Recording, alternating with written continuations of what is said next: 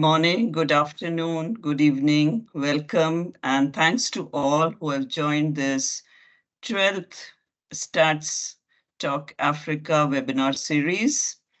Before we start, let me bring out the housekeeping and logistics rules. If you have any technical issues during the discussion, please share them via the chat or the Q&A. As of now, only the presenters' mics are open.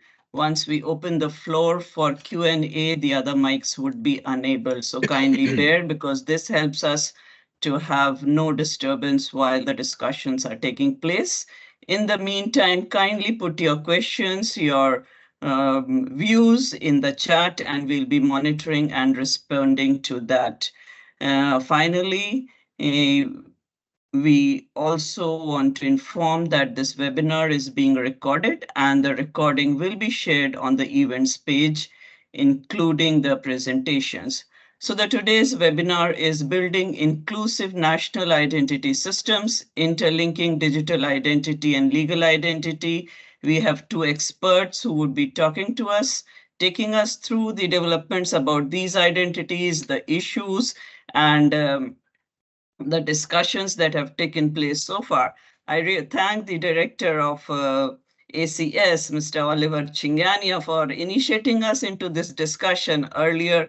Few months, about a month or so back, we had a lively discussion within viewing some newspaper reports on where the digital identity was raising fears amongst the citizens. So how do we understand these things? So amongst us, when we discussed, we saw there are very technical issues. There are a lot of concerns amongst the citizens, amongst the governance mechanisms, and more so with reference to cybersecurity and so many other issues.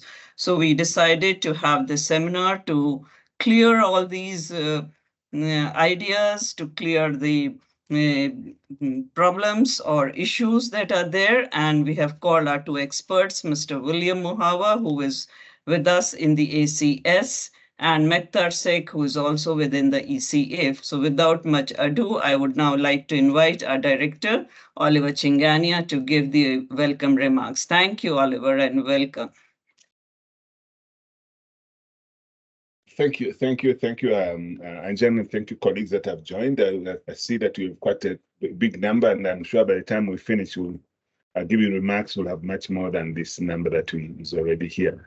Colleagues, I think you've already heard from the moderator about the purpose of we're here today. It's building inclusive national identity system, interlinking digital identity and legal identity. And we'll be hearing from the two speakers as we've already heard. So happy afternoon to everyone. Good morning to everyone. And those who don't know me, my name is Oliver Chingania. I am the Director of the Africa Center for Statistics here at ECA. So today, I'm really very pleased to welcome you all to the 12th StatsTalk-Africa webinar series. The main objective of this webinar series, as we've said in the past, is to provide the space for a dialogue regarding data, statistics, and innovative tools with data experts and users. The sessions aim to promote a better understanding of such concepts and alternative data sources, such as geospatial information, big data, and today we are going to be talking about legal identity, an area that we have not been able to talk to in the past. It is therefore positioned as a knowledge-sharing platform, promoting dialogue among data experts and users. It aspires to unlock complex statistical concepts and terms for better information utilization. StatsTalk-Africa session invites experts within ECA, member states, among development partners, and the academia in different areas associated with data or statistics, so to speak. So really, it's an open platform, and we'd like to invite yourselves and others to come and attend and participate in this particular dialogue. So to welcome you again, this really what I believe is going to be an enlightening session, building on inclusive national identity. We are therefore extremely pleased to have the opportunity to explore and examine the interlinkage of identity, legal identity and legal identity. Basically, the two things here, the linkage between digital identity and legal identity. That will be what we want to explore today. Specifically, to demystify the concept, processes, divergences, and developments in the digital identity and legal identity systems. This webinar is important in understanding and addressing concerns about the privacy, security, and the potential to identify theft or misuse of personal information. That's why we have people like Amakta today that are going to be speaking to us. For us here at EC, as Readers Secretariat, first of all, is to remind you that as a Secretariat of the Regional Africa Program for Accelerated Improvement for Civil Registration Vital Statistics, which has the objective to provide management and programmatic guidance to the African agenda for reforming and improving the CRVS system. The regional program provides guidance on the institutional and operational linkages, workflows, and results management mechanism in a more comprehensive and holistic manner, encompassing the interdisciplinary and intersectorial interfaces of CRVS systems. It has the IPI CRVS digitalization working group, whose role is to ensure digitalization of civil registration as well as the legal identity. EC also coordinates the implementation of the UN legal identity agendas, for those that don't know, since 2018, and that is aimed at establishing a mechanism of conferring legal identity to all in a continuous, universal, and inclusive manner from birth to death. Currently, the work has been extended to include regional population registers, which incorporate records of all residents in the country together with their basic demographic information and updates for their birth, death, changes of marital status, and international migration. We are providing advisory service, particularly in technical assistance member states, to manage digitization of legal identification system to foster digital identity. Measures to augment awareness of foster partnership, train manpower, and invest in the relevant infrastructure would also help to realize the potential of the interlinkages. So today we want to look at the very, very critical issues that combine legal identity, as I said, the alien identity. But before we proceed, I would like just to remind everyone that this StatsTalk-Africa is just a platform for, it's not just a platform for passive learning. It is a community, a melting pot of ideas, experiences, and insights of Africa's strides forward in harnessing available technologies and innovations on its pathway for transformation. So I really would like to encourage each one of you to participate actively. As you have heard from the moderator, put the questions, we put up the question, ask us questions, where things are not being done properly, let us know. Share your own experience as well. Contribute collectively to the journey of this discovery and learning. So with that, really, I just want to, again, welcome you to this wonderful journey that we started many weeks ago. And over to you, moderator. Thank you very much. Thank you, Mr. Changania, for your welcome remarks. And for those who have joined us now, we are starting this webinar wherein Mr. Changania has just stressed the importance of examining the interlinkages between the digital identity and legal identity. So first of our presentation will be made by Dr. William Mohawa on legal identity as a necessity and priority. Welcome to William. William is the Chief of Demographic and Social Statistics Section at the ACS.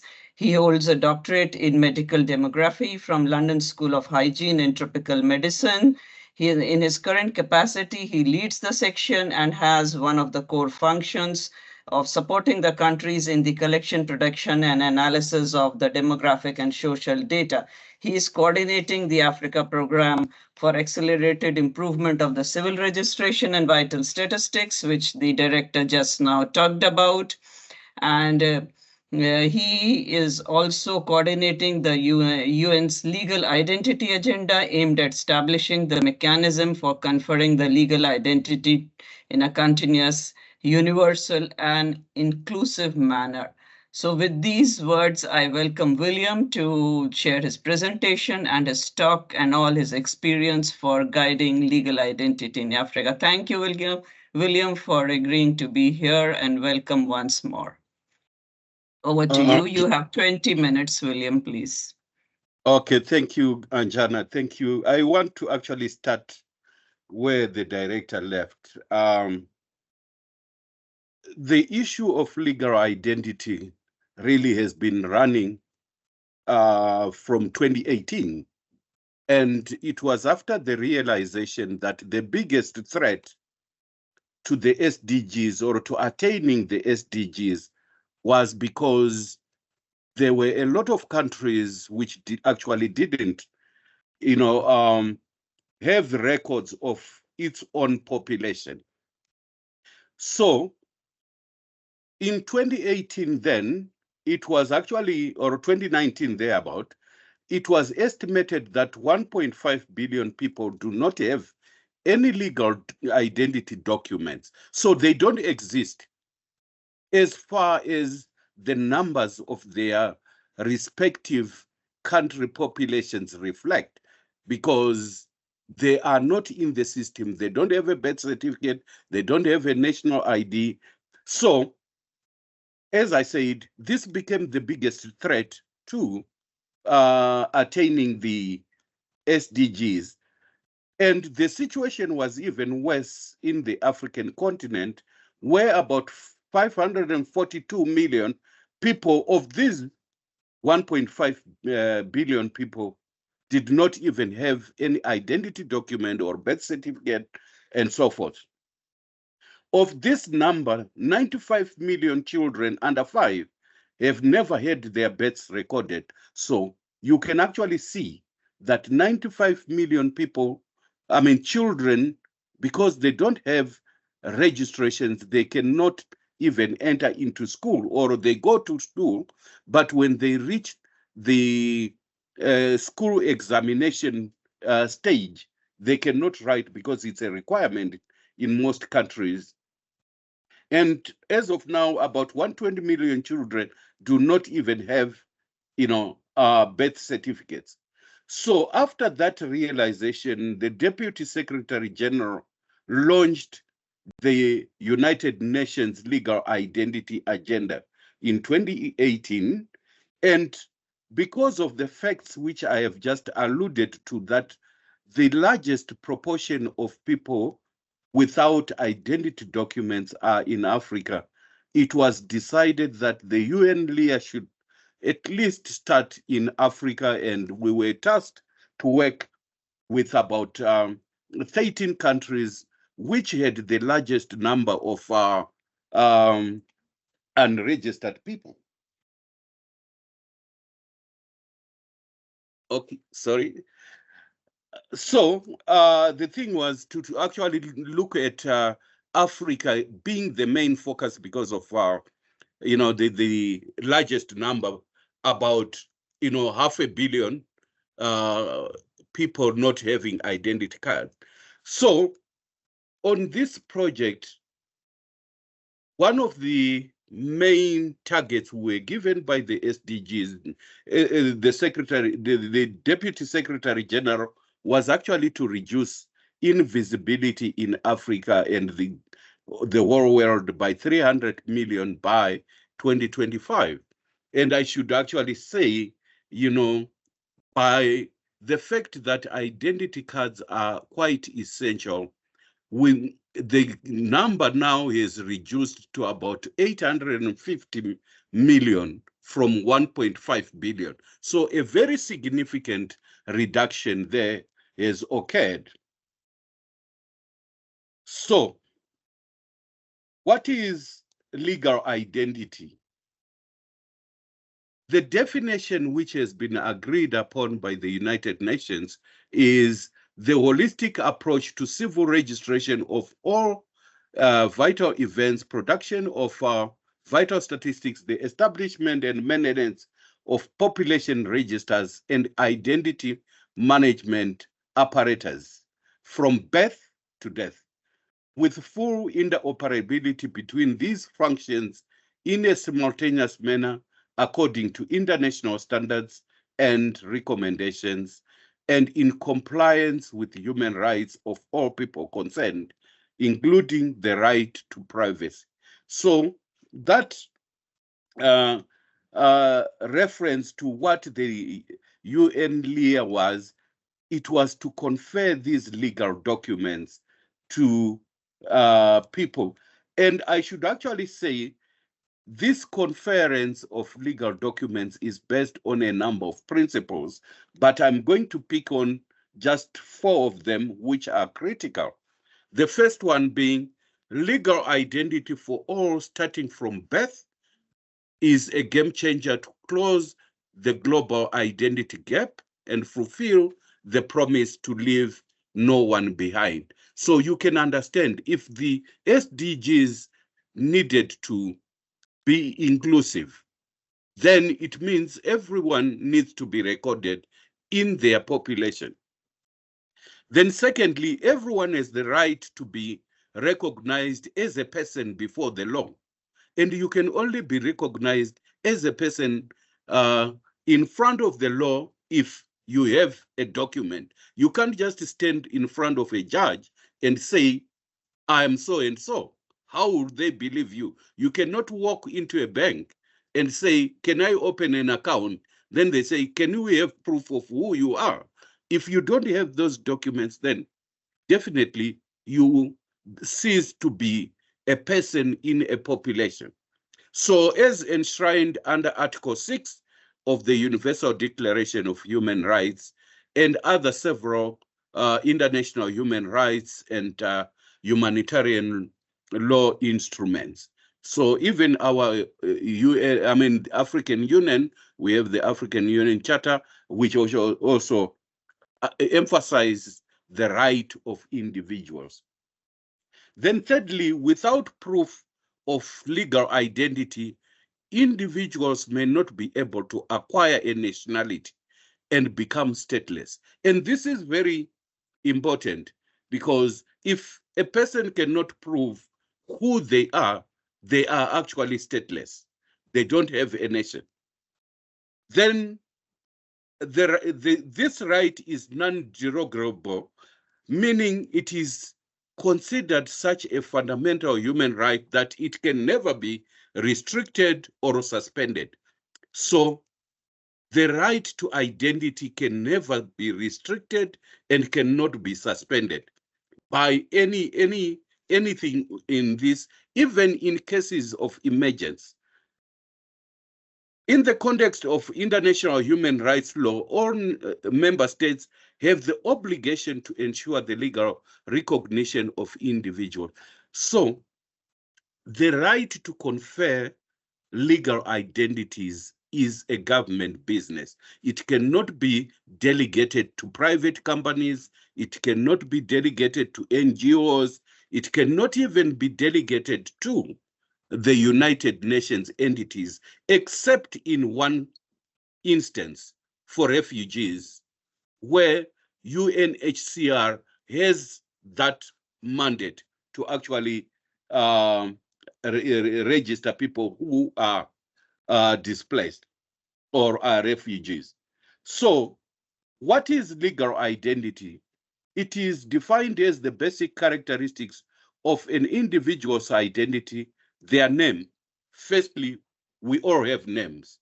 So our identity starts with the name. Sex, place of birth, date of birth, conferred through registration and the issuance of a certificate by an authorized civil registration authority following the occurrence of a birth. So the recognition of a person starts with a birth. And I'll come back to this. In the absence of a birth registration, legal identity may be conferred by a legally recognized identification authority, but it should be linked to the civil registration system to ensure a holistic approach. We know people, go and get affidavits. I was born in this place, and then they have witnesses. But for it to be functional, then it has to be connected to the civil registration system. Then a legal identity is retired by the issuance of a death certificate. So that's when it ceases, if somebody dies and they are actually issued with a death certificate. So the issue which I was talking about, in the case of refugees, member states are primarily responsible for issuing proof of legal identity. The issuance of proof of legal identity to refugees may also be considered by an internationally recognized and mandated authority, which is UNHCR. So this is the only case where legal identity is conferred by another authority and not the government. So here is actually how it works. So we start off with a child when they are born, birth certificate, legal identity recognition. So as soon as a child enters the population, they are actually recognized. And the basic document is the birth certificate. Think about it. I'll give you just 5 seconds to think about it. What would happen if you didn't have a birth certificate? Almost your whole life ceases to exist. You cannot go to school. You can actually not get a national ID. You cannot open a bank account. You cannot even be employed in certain circumstances. Imagine when you are filling in application forms. One of the things they actually ask is, when you send us, we want proof, either your birth certificate or your passport and so forth. So legal identity follows a life cycle approach where, the birth certificate takes the child to school, it takes them to universities, to employment. When they do marry themselves, if those who have been married, if you look at your marriage certificate, they are your dates of birth, place of birth, and whatever. Then when you start also your family, the birth certificates of your children are actually linked to your birth certificates and so forth. If you go through a divorce, when you get old, and then it is retired at death. So you can actually see how legal identity becomes quite an important issue. And all this is linked by what we call a unique identification number, UIN. So here is how it works. You have the shared values. For example, I'll give, I think, the example of Zambia, where they say, where everyone counts. So for all government institutions, for everybody, they have that shared value where everyone counts, or addressing invisibility. So to address that, firstly, it starts off with the civil registration. So that's where you have the database of the civil registration, where every vital event is actually registered. Then from there, we can derive our vital statistics. And down there, if you actually imagine, when you go get your national ID, the thing they ask about is your birth certificate. If you go to get a passport, the thing they ask about is your birth certificate. So that civil registration can now produce your population register, your ID management. So the life cycle approach can actually be also demonstrated here. And as you can see, these arrows, they actually allow for interoperability of identity management systems. And this offers sustainable solutions to provide legal identity and country-owned demographic data, and it reduces dependence on sector-specific monitoring systems. We have actually seen that in countries, you have health management information systems, you have education management information systems, you have pension records, you have income tax. And so if everything is done in a holistic manner, then all that information can actually be derived here, where you have your national population registers. So let me just quickly go through the legal identity in the global agenda. We have our own target, specifically 16.9 and target 17.19. 16.9 is legal identity for all, including birth registration by 2030. 17.19, countries have achieved 100% birth registration and 80% death registration. So to realize these targets, the DSG, as I said, established the UN Legal Identity Agenda Expert Group in 2018, and 13 agencies have been working on that. And we have actually been working to operationalize the that.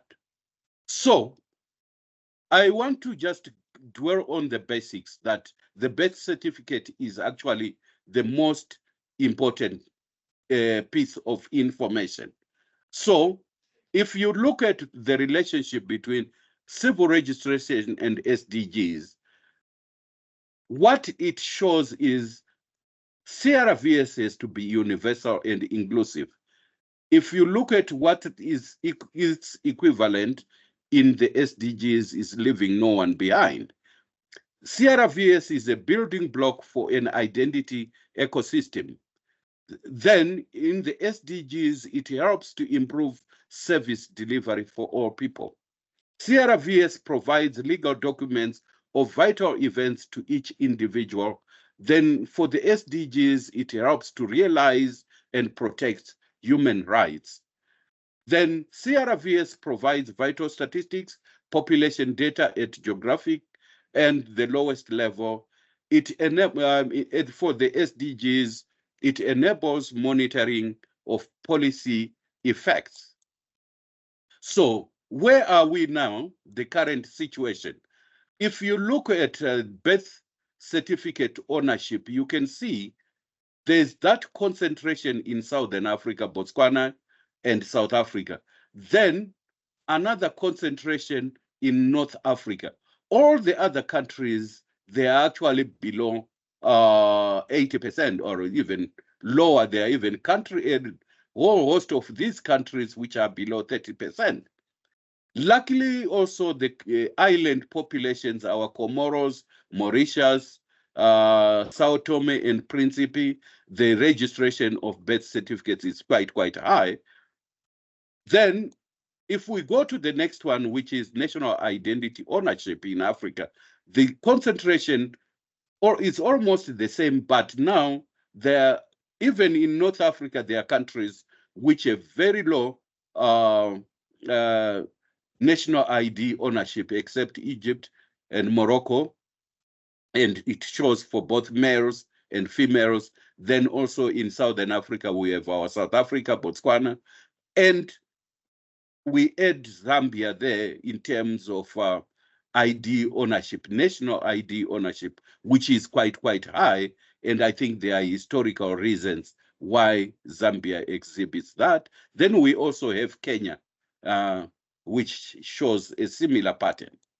So that's the quick rundown of what's pertaining. So from there, we have actually developed a strategic plan to increase coverage, and this is based on 3 pillars: innovation, ECRVS, which is the digitalization of recording and notification, registration and certification of all vital events. I think you can relate to the difficulty of getting birth certificates in most countries. It's not even a 1 trip, it ends up being 3 trips. You go, you register, then they do the verification, then you are actually told to come back after some time to pick up the birth. So we are actually advocating for moving from paper-based systems to digital systems that Magda will talk about, to reduce the face-to-face interaction and also making these systems more agile. Then the second pillar is integration, the life cycle approach accounting for people from birth to death, whereby we have our e-governance connected to the unique identification number. So when a child goes to school, it's linked to their health card, it's linked to when they go to for other services and so forth. Then there is decentralization.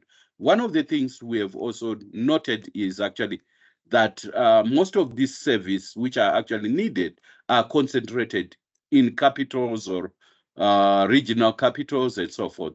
So looking at the issues of accessibility, availability, and affordability. And one of our recommendations is that the first document should always be free. The first birth certificate, the first death certificate, the first marriage certificate, and so forth. So what we are now developing with the countries is moving them from rigid, slow, complex, passive, reactive, and stand-alone systems to flexible systems, agile systems, simplified, resilient, proactive, and interoperable. I'll just explain this part, whereby if we take advantage of, everybody now owns a cell phone. At least there is, even in the villages, there's somebody who has a cell phone. If a death occurs there, and they can be able to notify the nearest registry office, then if these registry offices are flexible enough, they should be able to follow up. But what has been happening here is they sit in their office, wait for somebody to come and register a birth or a death or a marriage and so forth. So if people don't go there, there's no registration. So those are some of the things we actually need to change, because most of these events are actually occurring where there are people. Also, they are records somewhere. And we have looked at all these countries from Egypt to South Africa. Every country in Africa requires a burial order or a burial document before a body is actually buried or disposed. So this information about a death is sitting somewhere, but the main difficulty is actually moving it from where it is to be a legal document. That's the main struggles which we have actually been experiencing. So if the systems become flexible and they can be able to get that information from where they are, then that will improve our registration rate. So these are some of the resources we have developed to move us towards that. We have the CRVS System Improvement Framework, CRVS Implement Guidelines. We have done research briefs, especially during the COVID era, and what we learned, the CRVS e-learning programs, because what we've also realized is that at university, there's no course which is taught, which is called civil registration and vital statistics. So people come from very different fields, from sociology, from law, and whatever, into civil registration offices. And they have a very different understanding of what civil registration should be. So we are actually bringing in these learning materials, so we standardize the understanding of people who are from these different fields. Then knowledge platforms, country profiles, we have almost done country profiles for all the countries. So to conclude, what is the way forward to increase coverage? Through our ministerial conferences, advocate for the political will and commitments to provide and fund legal identity documents. Advocate for adequate funding through the public fiscus for implementation of civil registration. As I said from the beginning, legal documents are a public good. So governments have to provide these public goods. NGOs, the UN entities, funds, and programs can only come to support where there are inadequacies. But this is the role of government. Member states to put in place institutional capacity amongst relevant line ministries and departments to better plan, budget, advocate, and scale up a delivery of legal documents. As you know, legal documents are also scattered all over. If you look at marriages, at times it's in Ministry of Justice. If you look at divorces, they are somewhere else. Then increasing the infrastructure, as I said, about decentralization. Then the last one is on the demand side. Communities should actually realize the importance of documents. And this is where we are struggling, because you get to country or to communities where who say, I don't have even the prospect of getting employed or opening a bank account. So why should I get a legal document, because my life is just in this village and whatever. So those are some of the discussions which actually need to be addressed in terms of the demand side of legal identity. So thank you. Let me end there. Thank you. Yeah, thank you so much, William, for specifying and clarifying very clearly that legal identity, which is a fundamental human right, recognized internationally and has to be implemented by the countries with whatever resources that they have. We have a very, very lively chat session going around here, and one of the questions raised was know how the legal identity and the interoperability of the CRVS with the population register.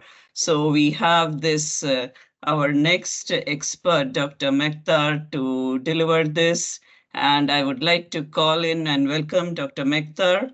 Dr. Mekhtar is the Chief of Technology and Innovation Section in the ECA. He is a leader in the field of telecommunications, ICT 4D, and SIT, and has a career of over 2 decades.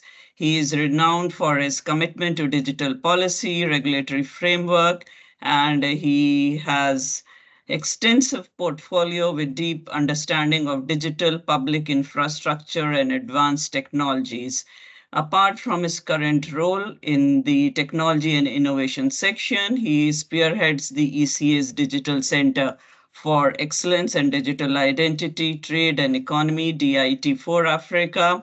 He is the focal point for WSIS, Global Digital Compact, and the Internet Governance Forum at ECA.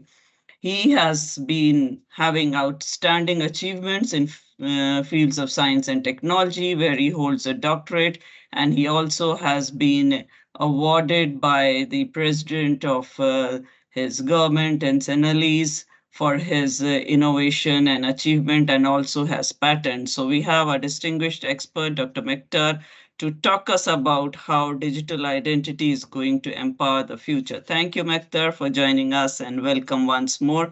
You also have about 20 minutes before we open the active floor for which I'm seeing for questions and chats and interests. Over to you, Th- Mekhtar. Thank you very much, moderator. Thank you for this kind work. And good afternoon, good morning, colleague. I already shared my screen. Did you have it? Yes, we can see it. Yeah. All right, thank you. I think we are going to, after this comprehensive presentation of William, I'm not going to all my slides. Some have been covered by William, but I'm going to talk about this digital ID, how to use digital ID to open the future for Africa.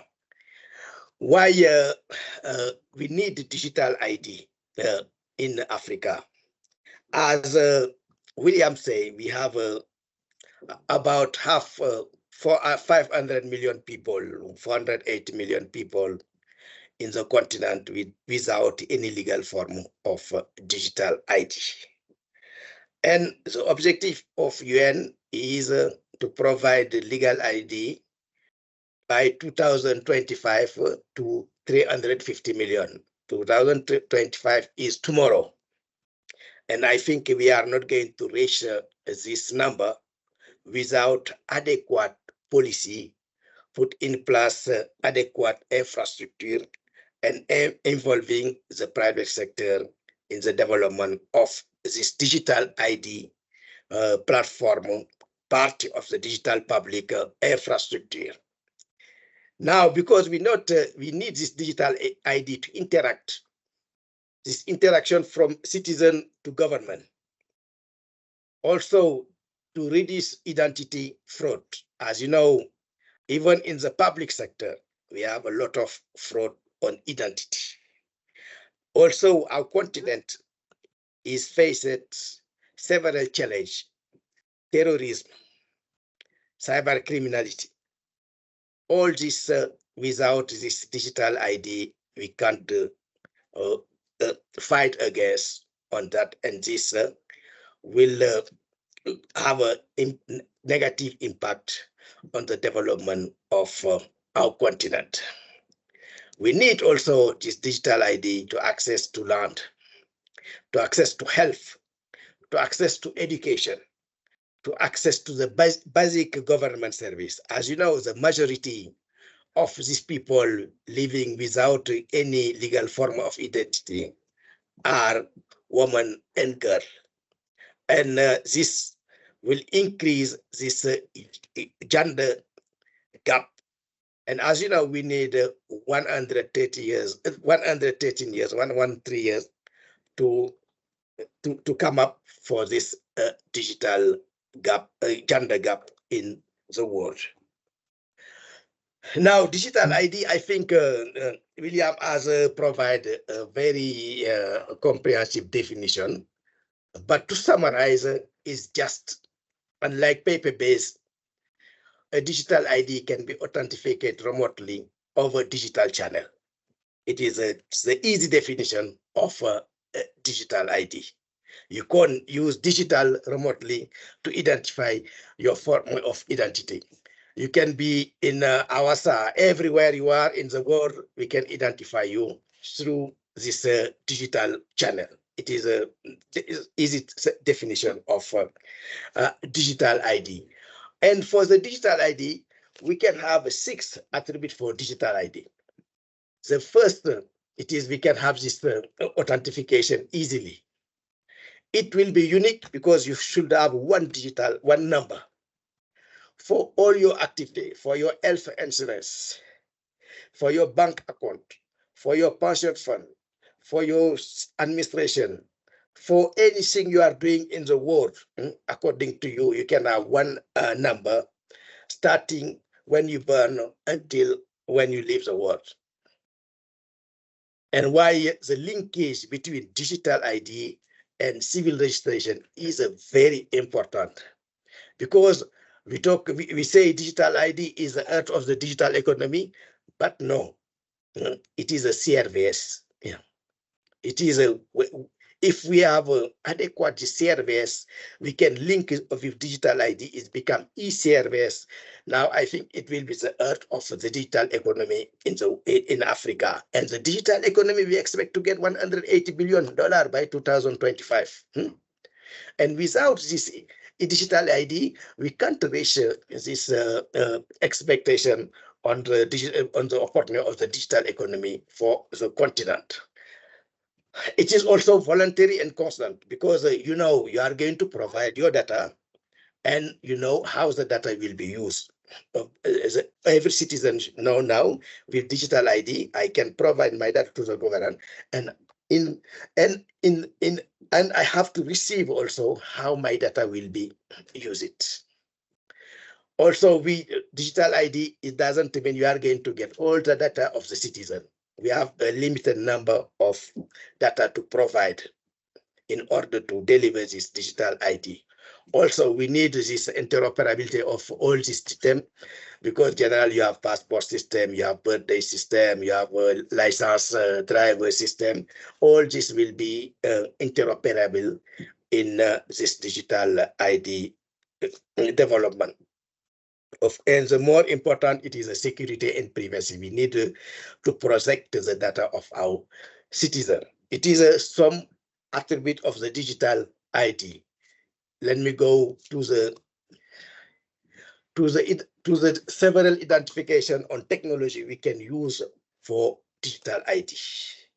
I think you know on some of them: biometric, going to the face identification, voice, fingerprint, using also this mobile application, and also this smart ID, mobile connect. We have several technology in the market now, like this physical security, this barcode, and also several standard of card to be delivered now for digital ID. We have several across the continent.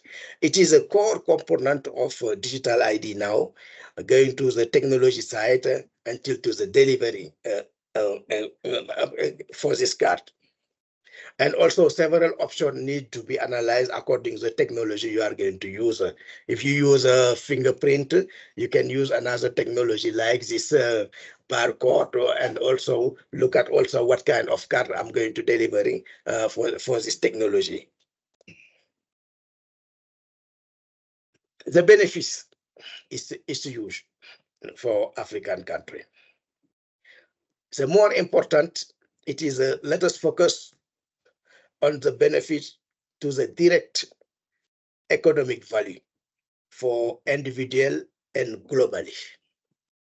When you use digital ID, it will increase the financial service. The financial inclusion of the continent will use. Will be increased if using digital ID, because you can have access to any bank, you can transfer money, you can pay through your digital ID. Of course, now you use mobile money to pay, but you have a limit. But with your digital ID, you don't have a limit. You can use it to all your financial activity, and will increase financial inclusion in the continent. Also, digital ID will also improve access to the employer. It is very clear. I'm going to give some example later, as well as on the agriculture productivity. How the digital ID will improve agriculture productivity using digital ID combined with new emerging technologies. This Internet of Things, this artificial intelligence. We are going to improve this agriculture productivity. Also, time saving. Yeah. And now I think you have an idea on what is digital ID from the presentation of William, and few information I shared it with you. But what we need, it is a digital ID is a removal for duplication. You can't duplicate it because it is a digital. And also, you are not going to recycle your ID. You are not going to have an ID valid for 10 years, for 5 years, for 2 years, in according to several countries. If you have the digital ID, it's forever. And if you know, the government can tell you how much they pay, the budget to recycle this ID, is a lot. And all this money can go to other sectors like education, health. And the cost of one digital ID, according to the technology used, it will be $1 to $3 per citizen. If you want to develop your digital ID, look at what kind of technology you want to use. The cost by citizen will be between $1 and $3. And it is an investment one time. You don't need to renew this investment. The benefits also, you have too many benefits for this digital ID. Access to the government service, I talk about it, financial inclusion, the security, you can have access for innovative service. Now we are talking about creative economy. We have several service now based on the digital, and with digital ID, you can use your access, your number to access to all the service like this. Virtual reality, this e-tourism, this virtual museum. There's a lot of application you can use now with this digital ID. Of course, one problem we have, it is cross-border mobility. And with digital ID, we can promote this cross-border mobility. If we want to implement successfully the African Free Trade Area, we need to work on this cross-border mobility. And with this digital ID will improve the cross-border mobility, and also we will improve this payment, because if you have a mobile money in your country and you can't pay cross-border your country, it's not possible. It's not. There is not added value.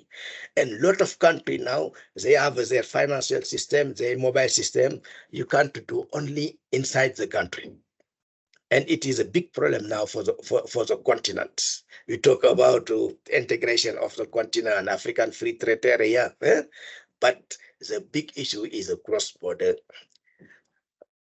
issue. It is something we have to improve in the various aspects to facilitate the daily life of our citizens, and digital ID is a key. And we have several for payment tax, online voting, school enrollment. We have several examples across the use of digital ID in the continent. I think we don't need to go in deep maybe during the discussion. Also, we talk about smart city. We want our smart city. We were using technology in the new city, energy, efficiency, transport,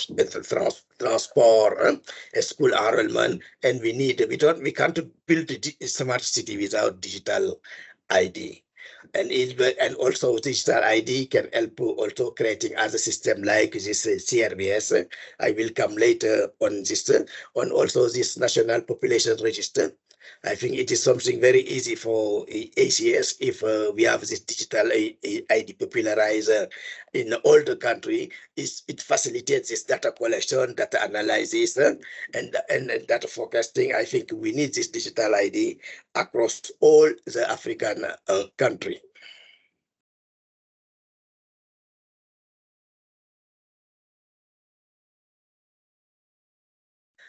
For the institutional, also we have a lot of benefits of this digital ID, all this tax payment, this property tax payment, tax electronic health management system, land management system, all this. I think it is something very positive for us, the countryside at the global level. And also we can have we have some example we do on with Gambia. Also one example we did also in in Nigeria with the tax payment fund. Now before in the Kaduna state, before after retirement, people can stay 5 years without receiving their payment fund. And we developed one application with the Kaduna State based on the database of the digital ID, the NMC. And now after 3 months, they can get their payment. All now is online using this digital ID database.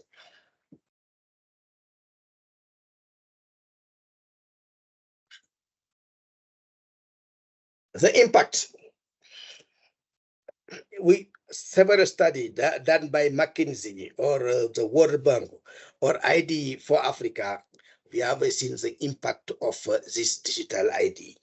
For example, when the case of Ethiopia and Nigeria, providing digital ID can improve the GDP to 6% for this country. And when we linkage this digital ID to the e-service, to the service system, we can go to beyond 10%. There is some statistics they told 13%, but I think we have to be more secure. 10%, it is a general average according to the several study. And also we have this improved GDP due to the digital ID on US, on China, on UK, Estonia. I think, and when we look at Africa, in India, are the region where this impact on the GDP is very high because we have a lot of people without this digital ID. It is not normal also. Also, there is an increase on the job creation, also as the tax, the reduction on payroll fraud. Also, we have seen the result, and also the government also can get more revenue because development of this digital ID across their country. Let me go because we don't have enough time. And what is a civil register? I will not go beyond because William already highlighted this, and let me just highlight the linkage between CRBS and a digital ID. And the basis is this national identification database. All has to come from the civil registration. And after the civil registration, we can have the population, because if you have this birth certificate, is more easy to enroll this digital ID. We have to start at the beginning, this digital ID. We don't need to go to give the birthday with a number and wait the citizen have, 18 years or something like that. But when you're born, you can have a unique number. And this unique number can be popularized for the digital ID database. It is something very, very easy, but we need to interoperable all the system.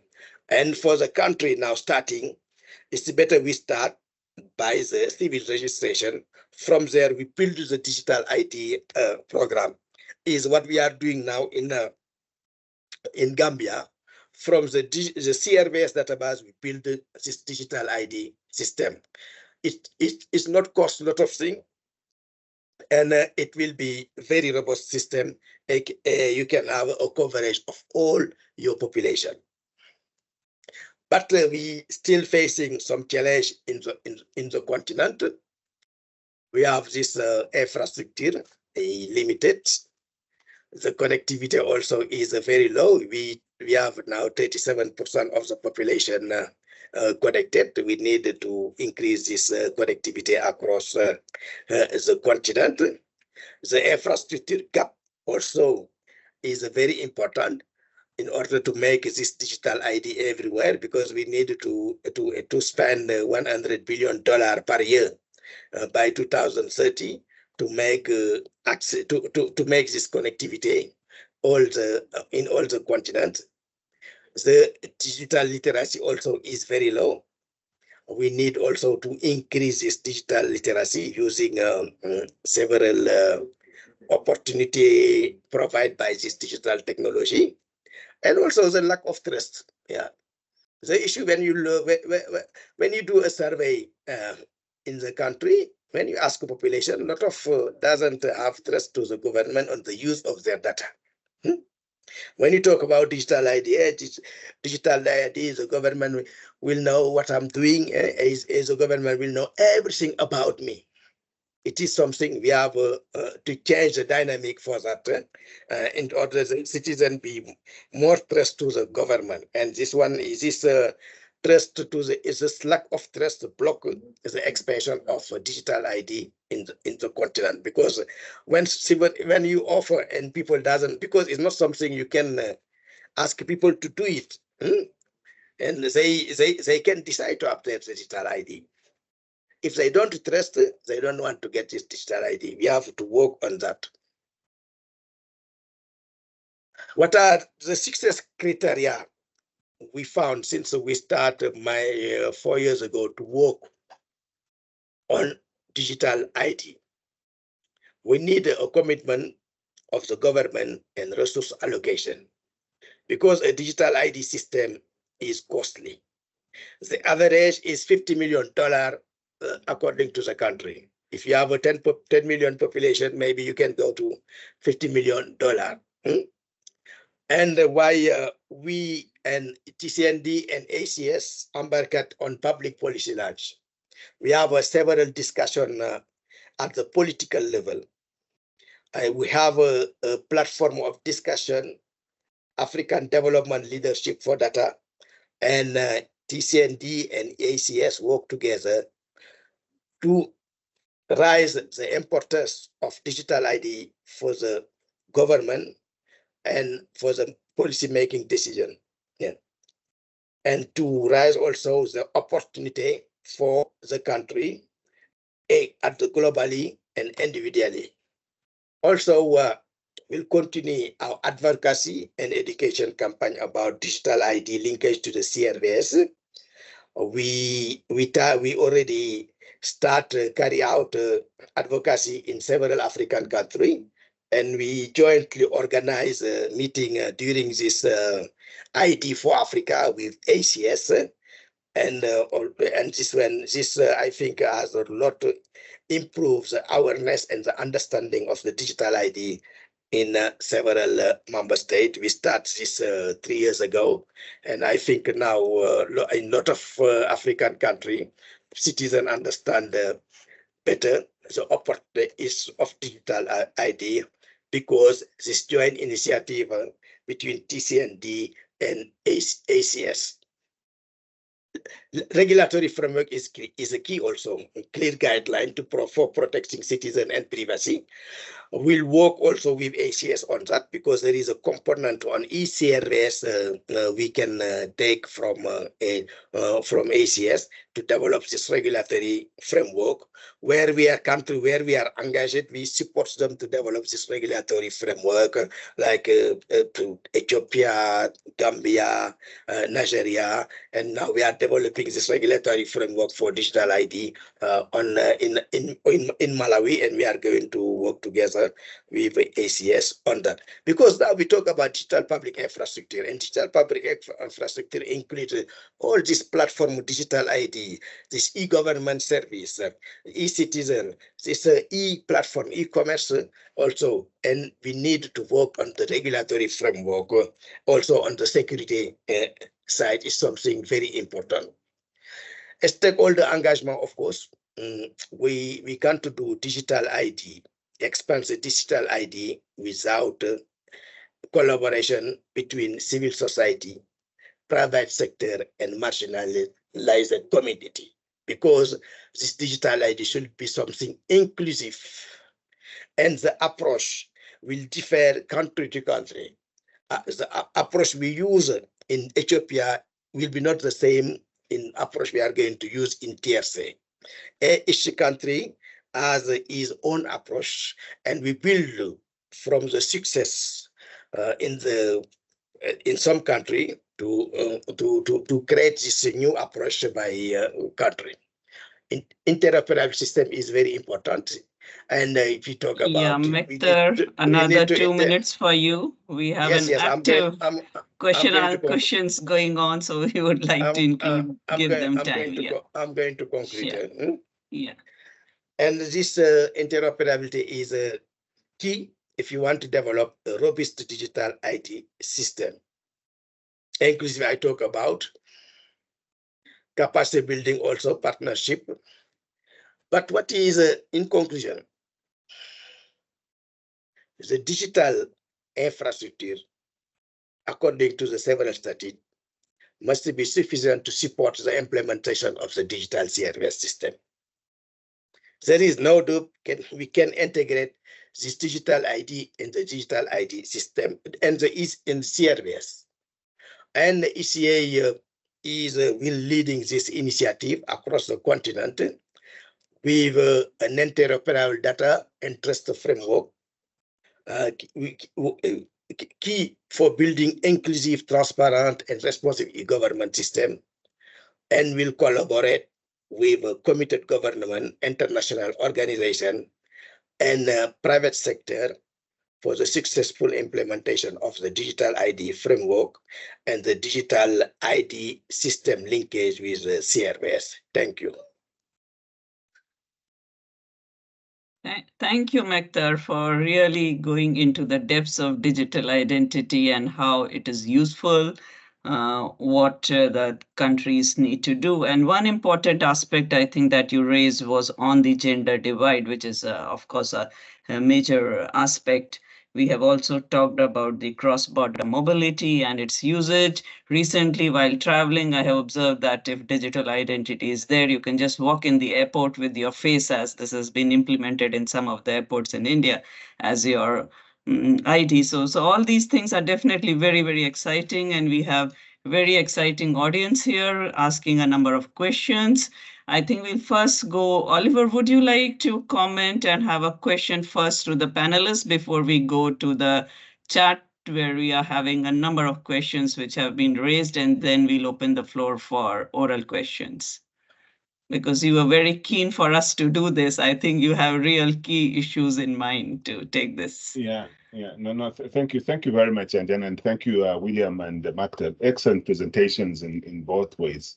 I think what is very clear is the interlinkage between the two items, the civil registration and ID, digital ID. And really, perhaps, I don't want to raise a question now, but allow colleagues that are joined here to ask questions, because the two of them have had engagements with them on this issue on many occasions. So I don't want to deprive the people that are here to ask questions. And I'll chip at some point. I'll chip in at some point. Thanks, Oliver. So we have a lively chat session going on here, and I would like, Pamela, are you there to just to read some of the questions from the chat before we open the floor to the public?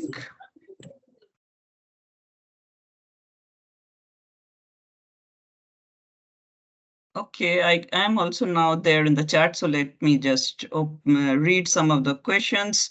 I think one important question which was raised was on the, William, I think you have answered that also on the definition of legal identities and whether there is a new version online, and I think you have given an interlinkage. Would you like to add on that? Is that an important issue which is going on the definition aspect? No, it on the hasn't legal changed. identity?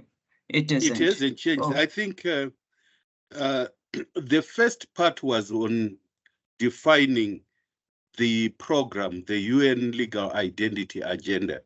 Then the second part was on defining that concept of legal identity. So I think there might have been a bit of, confusion there. But the definition which is there has been standard. There was a team which worked for over a year to come up with that definition, and it has never changed after that. Okay. And so I take the second question, which is very key. How can we make it interoperable, the civil registration with the population register? Are these two different concepts, or it is very easy to interoperate? I saw Mektar had given a diagram on the interoperability and linkages between the systems. Mektar, would you like to come in and answer this question? No, it is something very easy. It is not different. It is the same thing, but we can interlink it with the digital ID system. I think on the technology side, it is no problem. And the only issue is the cost. Yeah, it's a cost.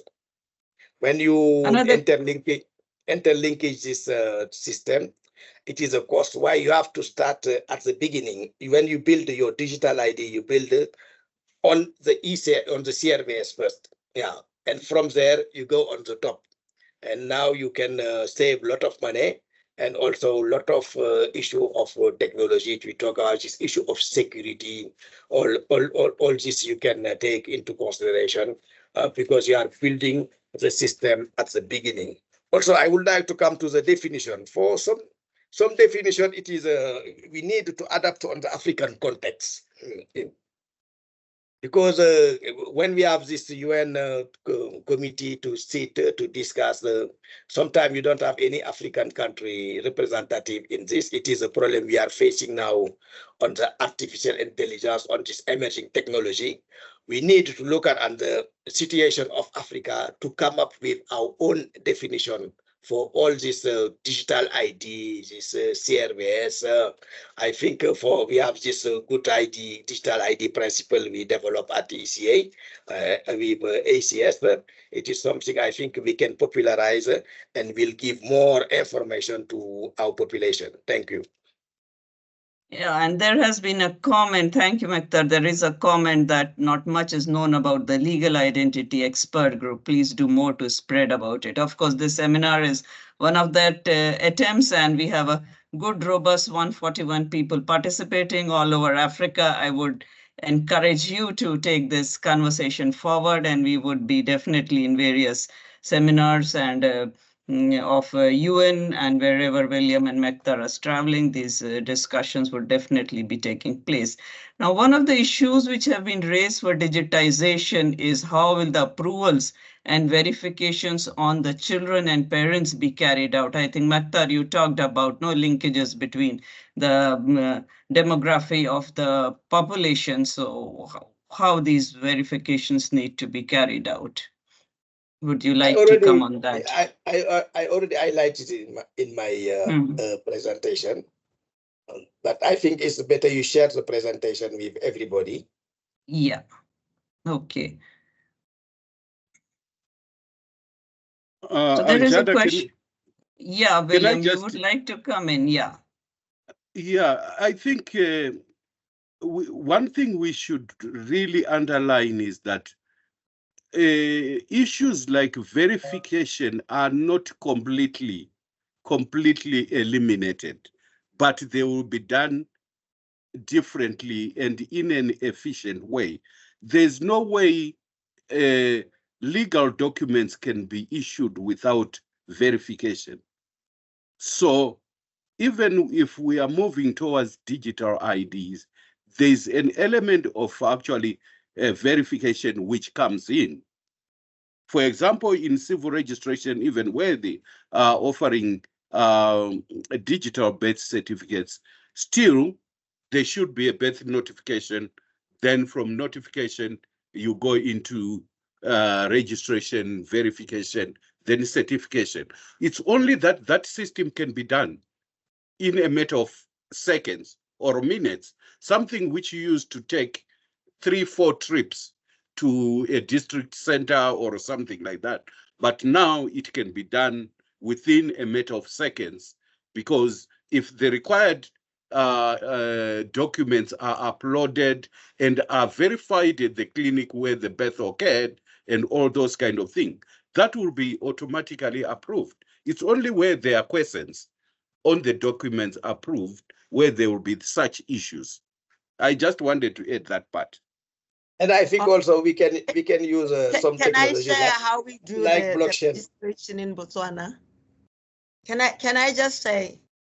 Yeah, To add please on to come in what, if you want to add. Yeah, sure.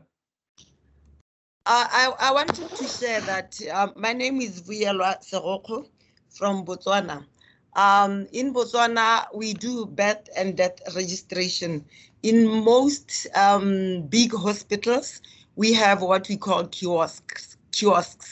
There are small offices which are meant to, to make sure that people do not leave the hospital without having the birth certificate or the death certificate. When a child is born or after a child is born, the birth notification is given to the parents, and the parents take the notification to this kiosk inside the hospital building, not very far from where the birth occurred.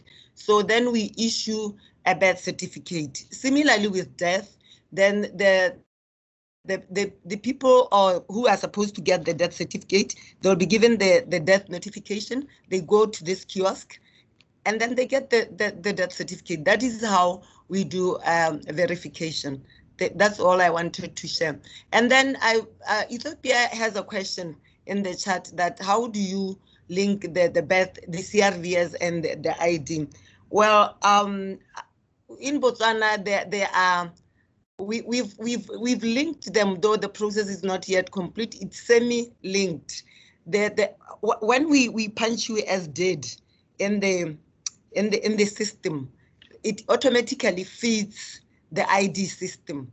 So the ID system sees that this person is no longer alive. So, but we'll be completing this this process, I think, in 2 weeks' time, so that it is fully functional as it is expected to be. Thank you. That's all I wanted to share. Yeah.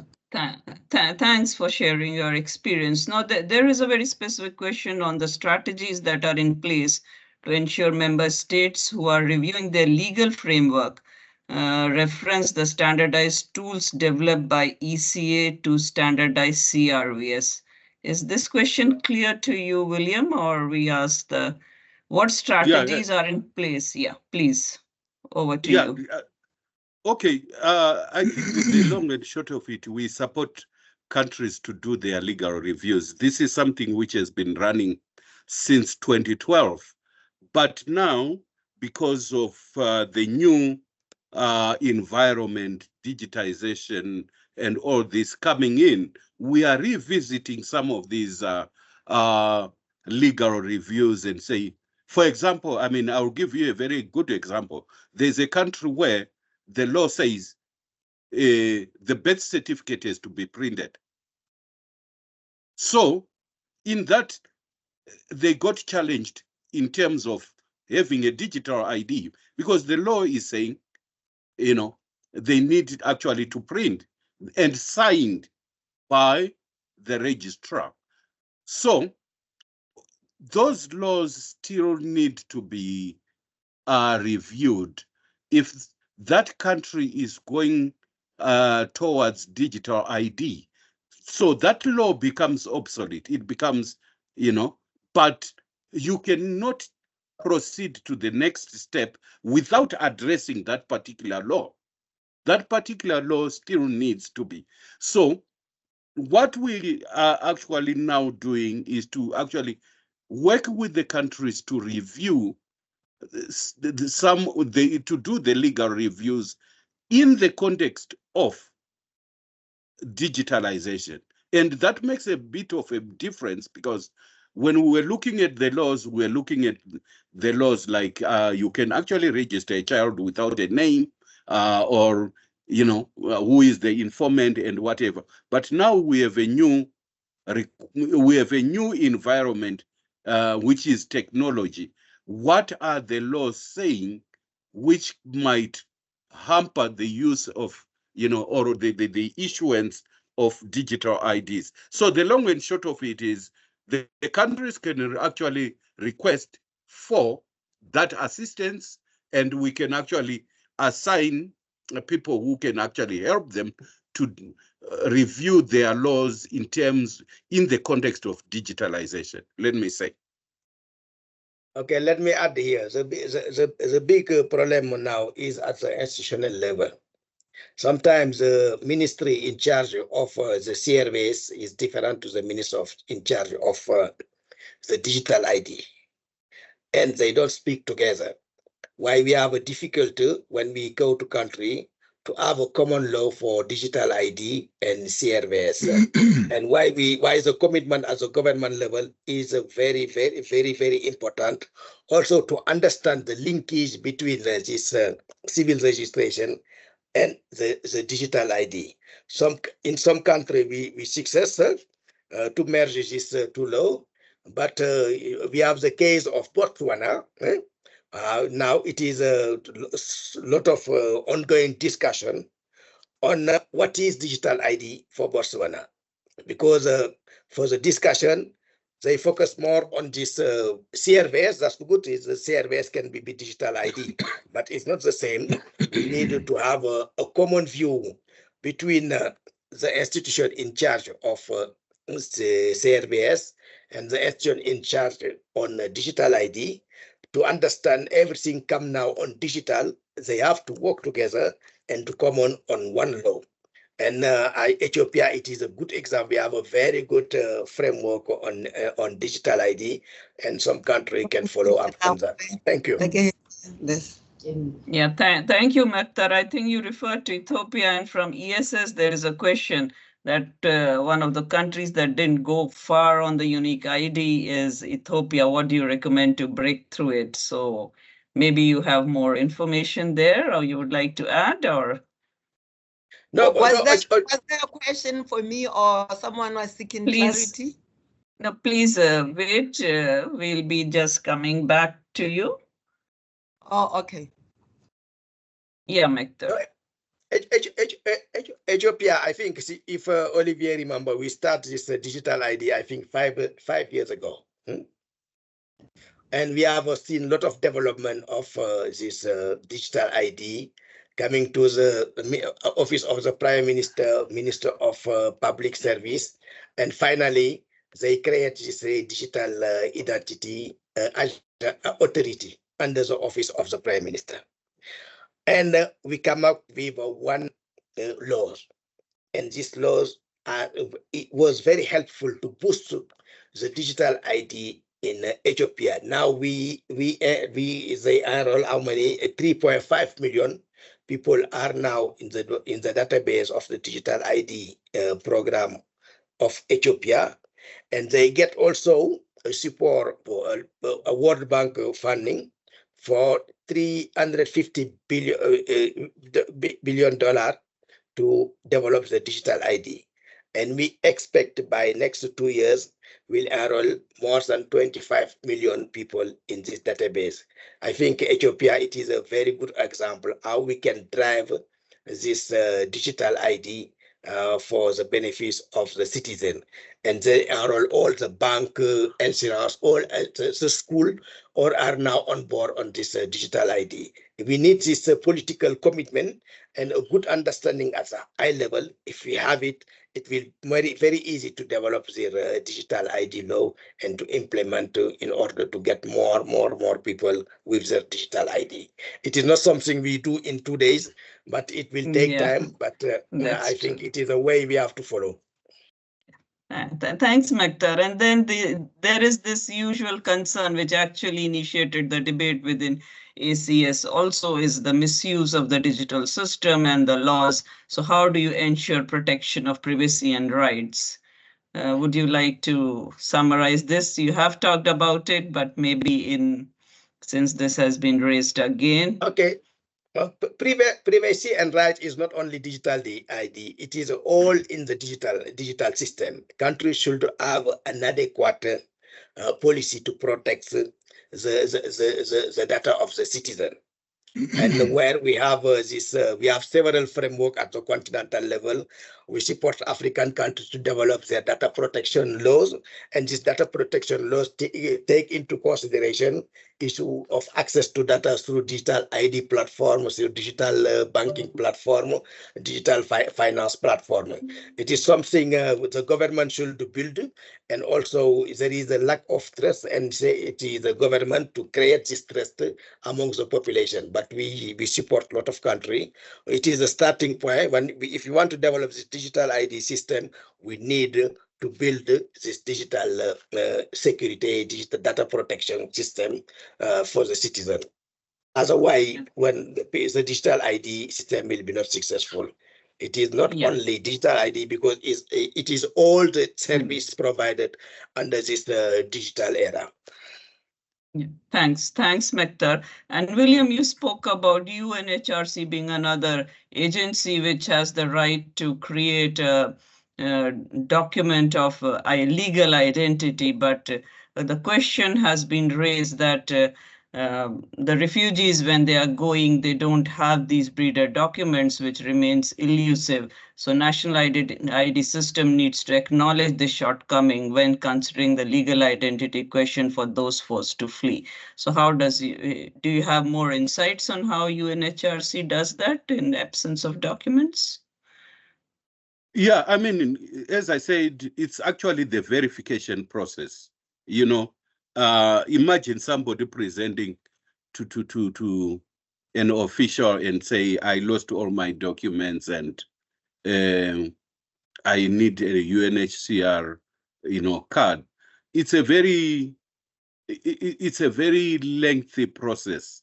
That's why, at times refugees take longer to be, issued with these cards. In other countries, what I think what they have done is they work with the UNHCR and create a different database within their national ID.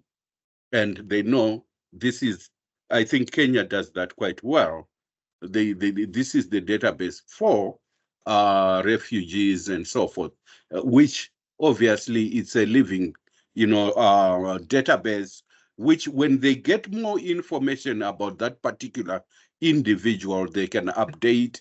If there is false information, they can actually, summon the person and correct that information and so forth. So for refugees, legal identity is not a very straightforward issue. That's why I think there needs to be that collaboration between UNHCR and the host governments, which is those refugees, and also to make that database fluid in the sense that some of the information there can be updated or changed. And this is very different from our legal identity document. If your name is spelled wrongly, it will take you have to go through the legal system to change it, which is a bit different when it is being dealt with, like for refugees, when they get more information and whatever, they can amend that and to make sure they have the correct information of that particular, individual as much correct as possible. So it's a bit different when you are looking at refugees and our normal populations. Over to you.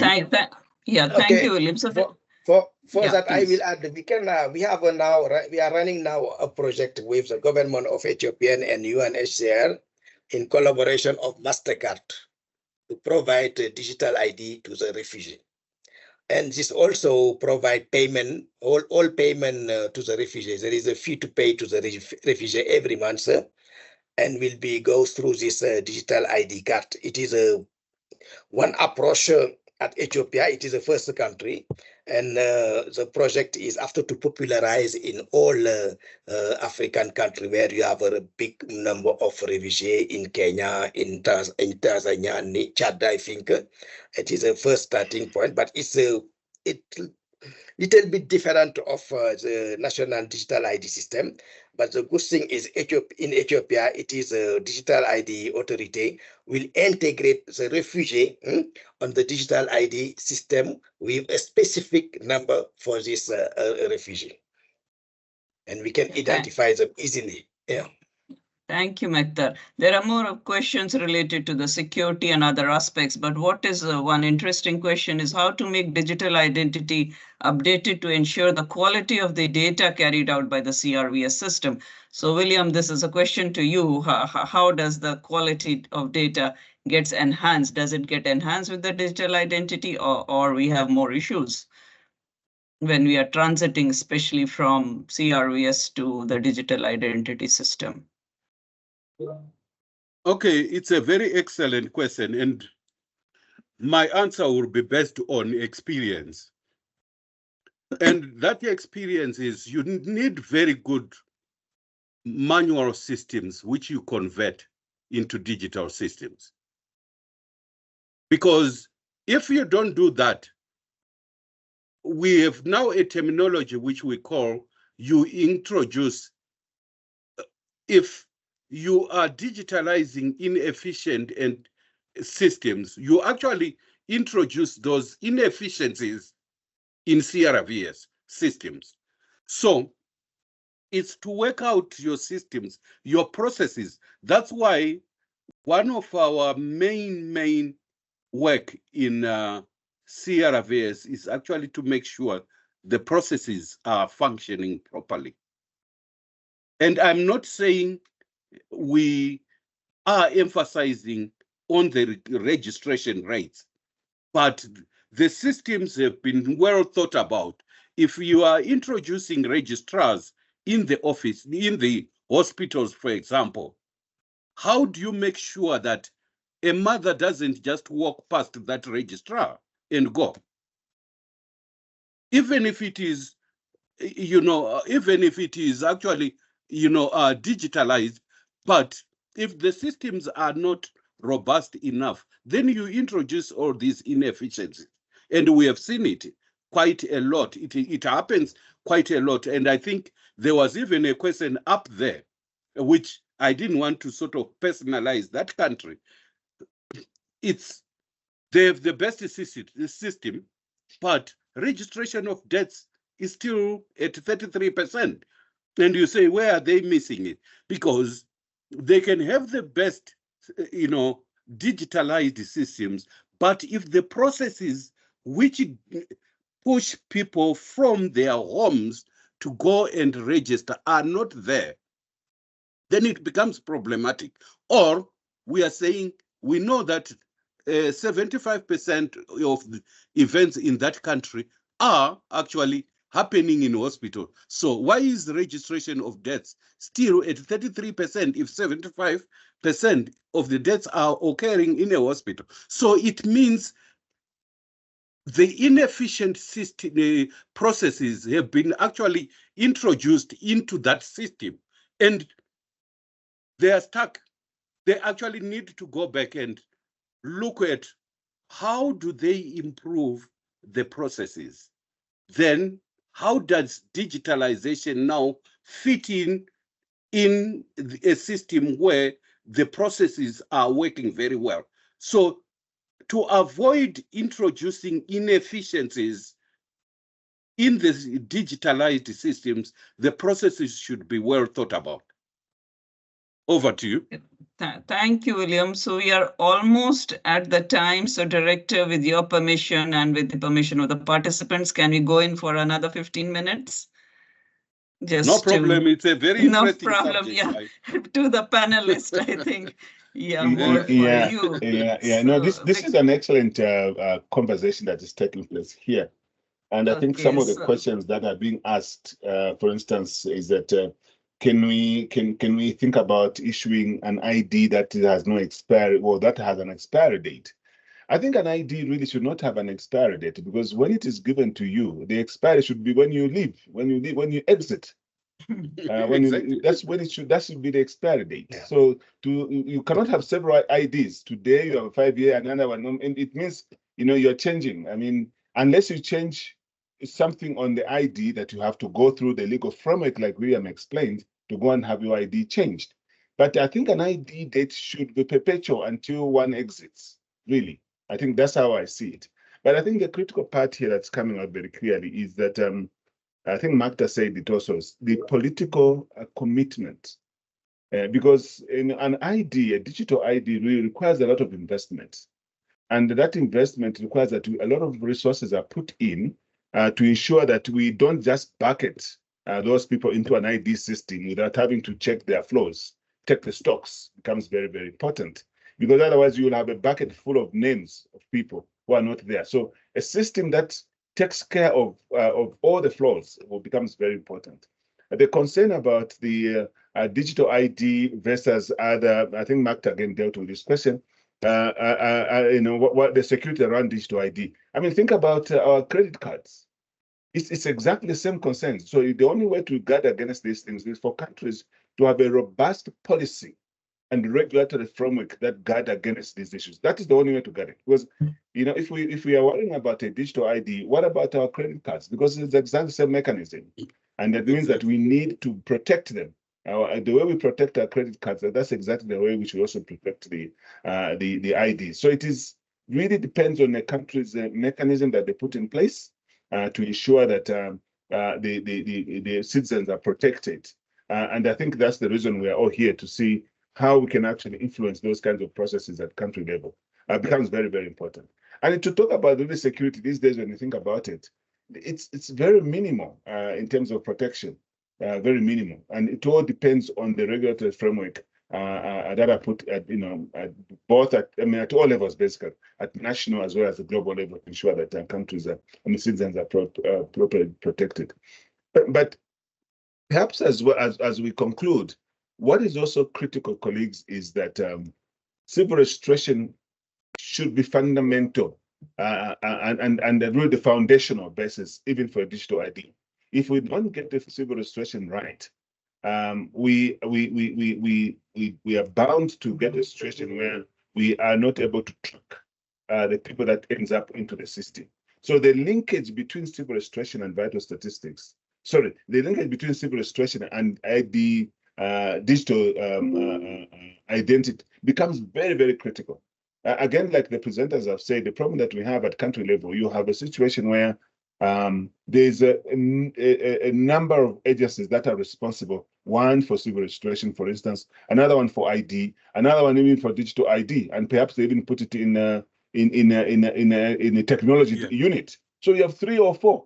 So and each one of these, that they have got their own statutory and regulatory framework. They don't allow to talk to each other. They don't share information. Data integration is not there. Interoperability is an issue. So again, we have a responsibility ourselves as experts that to know that there's need for integration of these systems, to advise governments. How can we have a system that speaks to all the systems within a country? In the absence of that, we'll have a digital ID, which is separate, doesn't speak to the civil registration, doesn't speak to other mechanisms within the country. And that's a big risk. That's a big risk. So we need to harmonize these processes, make them integrated going forward. That's how I see it. Yeah. But once again, to thank the presenters, really, and everyone who has contributed to this very excellent presentation, conversation that we've had this afternoon and morning for some of you. Thank you so much, and over to you, moderator. Yeah, thank you, Director. I think it's a great summing up which you have given for a lot of other questions which have been raised here. If I would like to take, can I take one or two from the floor just to, or we conclude here? I think If we somebody, conclude. okay, so thank you. Yeah, let me thank all the participants for a very interesting chat, questions, queries, comments, experiences, which are all there in the chat, and we would take into consideration each of these, and we would request all of you to kindly fill in our feedback form, raise your questions and issues there. We will be sharing the feedback form. I think it's already shared in the chat. Apart from that, the presentations of both the presenters would be also shared with all the participants. And thank you once again for giving your valuable time. Thanks to our two experts for dwelling into these details. And Eileen, you want to have some last remarks, quick? Yeah, can we have our cameras for the panelists and those who joined so that we can take a picture of this? Yeah, please, all of you can open webinar. your camera so that we can have a photo. Yeah, please. Thank you very much.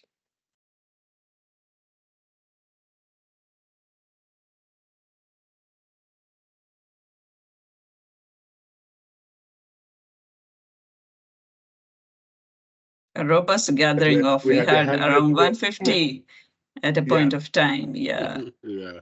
I think we had about 150 at some point. Yeah, we had. Yeah. Thank you very much for this meeting. Bye. Bye-bye. Bye-bye. Goodbye. Screen. Bye. Thanks. Bye-bye, colleagues. Bye. Eileen, you have been able to capture it or not? Not everything. Please, Oliver, you are gone, please.